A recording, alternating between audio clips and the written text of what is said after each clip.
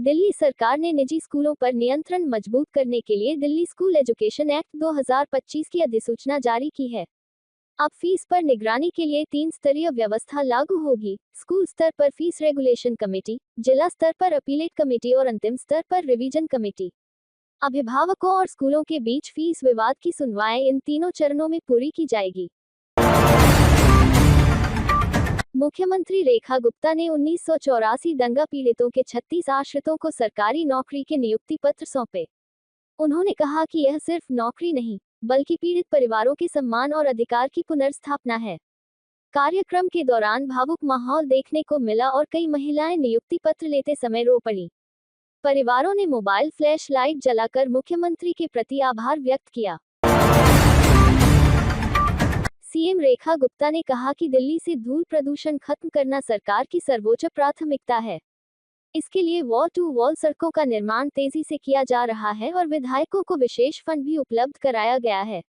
शालीमार बाग में विकास कार्यों का निरीक्षण करते हुए उन्होंने सड़कों, नालों, सीवर, पार्क और लाइटिंग से जुड़े कई प्रोजेक्ट का उद्घाटन किया। उन्होंने कहा कि प्रदूषण नियंत्रण में जनता की भागीदारी भी बेहद जरूरी है। दिल्ली भाजपा अध्यक्ष वीरेंद्र सहदेवा के नाम पर ठगी करने वाले युवक दशरथ पाल को यूपी के डिप्टी सीएम केशव प्रसाद मौर्य के आवास की सतर्कता टीम ने रंगे हाथों पकड़ लिया। आरोपी खुद को दिल्ली भाजपा अध्यक्ष का प्रतिनिधि बताकर डिप्टी सीएम से मिलने पहुंचा था। जांच में सामने आया कि वह मेरठ, लखनऊ और बुलंदशहर सहित कई शहरों में ठगी कर चुका है। आप सांसद संजय सिंह ने संसद में सिरी फोर्ट स्पोर्ट्स कॉम्प्लेक्स में शराब की बिक्री का कड़ा विरोध किया। उन्होंने कहा कि जहां बच्चे, महिलाएं और बुजुर्ग फिटनेस के लिए आते हैं, वहां शराब बेचना शर्मनाक और नियमों का उल्लंघन है। उन्होंने बताया कि डीडीए ने आरटीआई में स्वीकार किया है कि परिसर में शराब बिक्री बायलॉज के खिलाफ है। उन्होंने सरकार से इसे तत्काल बंद करने की मांग की। दिल्ली विधानसभा अध्यक्ष विजेंद्र गुप्ता ने संसद भवन में प्रधानमंत्री नरेंद्र मोदी से मुलाकात की और उन्हें भारत की संसदीय विरासत पर आधारित कॉफी टेबल बुक भेंट की।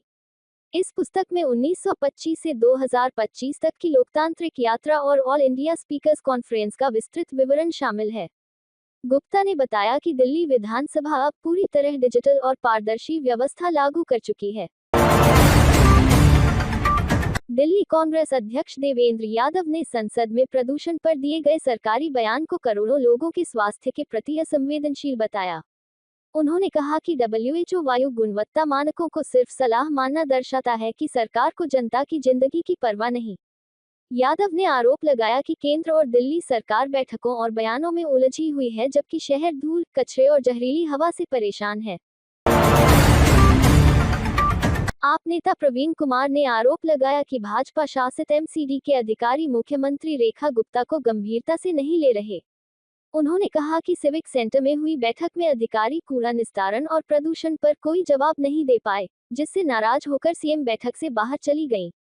प्रवीण कुमार ने कहा कि 4 इंजन सरकार पूरी तरह फेल हो चुकी है और दिल्ली अव्यवस्था के हवाले कर दी गई है। दिल्ली का वायु गुणवत्ता स्तर लगातार बेहद खराब श्रेणी में बना हुआ है। सीपीसीबी के अनुसार शहर का औसत AQI 338 दर्ज किया गया, जबकि कई क्षेत्रों में ये 350 के पार पहुंच गया। विशेषज्ञ इसे स्वास्थ्य के लिए अत्यंत हानिकारक मानते हैं और लोगों को सावधानी रखने की सलाह दे रहे हैं।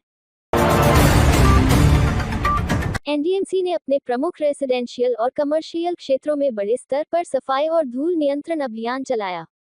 पब्लिक हेल्थ, बागवानी और सिविल इंजीनियरिंग विभागों की टीमों ने मशीनों से सफाई, गाद हटाने, मरम्मत और ग्रीन बेल्ट की देखभाल जैसे महत्वपूर्ण कार्य किए।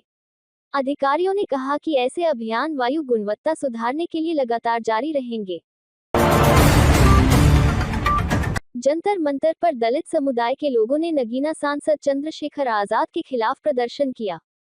उन्होंने उन पर दलितों का शोषण और भ्रम फैलाने का आरोप लगाया और उनके इस्तीफे की मांग की। प्रदर्शन स्थल पर बड़ी संख्या में लोग मौजूद रहे। यात्रियों की सुविधा को देखते हुए उत्तर रेलवे ने दिल्ली सराय रोहिल्ला से साबरमती के बीच आरक्षित विशेष ट्रेन चलाने का फैसला किया। ये ट्रेन 21 से 31 दिसंबर के बीच 4 ट्रिप में चलाई जाएगी। रेलवे ने सभी समय और स्टॉपेज की विस्तृत जानकारी जारी कर दी है। भारत मंडपम में उपवास, ध्यान और स्वदेशी चिंतन पर आधारित अंतर्राष्ट्रीय जनमंगल सम्मेलन आयोजित हुआ। इसमें देश भर से साधु संत, योग गुरु, जैन गुरु और कई केंद्रीय मंत्री शामिल हुए। सम्मेलन में सनातन परंपरा और मानव कल्याण पर कई महत्वपूर्ण विचार प्रस्तुत किए गए। आदर्श नगर में गैस सिलेंडर रिसाव के बाद तेज धमाका हुआ, जिससे एक घर में आग लग गई। इस हादसे में एक परिवार के 5 सदस्य गंभीर रूप से झुलस गए। फायर ब्रिगेड की टीम ने मौके पर पहुंचकर आग पर काबू पाया और घायलों को अस्पताल पहुंचाया। शाहदरा में बाइक सवार बदमाशों ने एक प्रॉपर्टी डीलर पर गोली चला दी, जिसमें उसे 3 गोलियां लगी और उसकी हालत बेहद नाजुक बनी हुई है। पुलिस को यह मामला आपसी रंजिश से जुड़ा लग रहा है। सीसीटीवी फुटेज की मदद से हमलावरों की तलाश जारी है। बिंदापुर थाना पुलिस ने नशे की लत पूरी करने के लिए झपटमारी करने वाले घोषित बदमाश को उसके साथी सहित गिरफ्तार किया। उनके पास से स्पोर्ट्स बाइक, 3 स्कूटी और कई चोरी का सामान बरामद हुआ। पुलिस रिकॉर्ड के अनुसार दोनों पर पहले से 30 से अधिक आपराधिक मामले दर्ज हैं।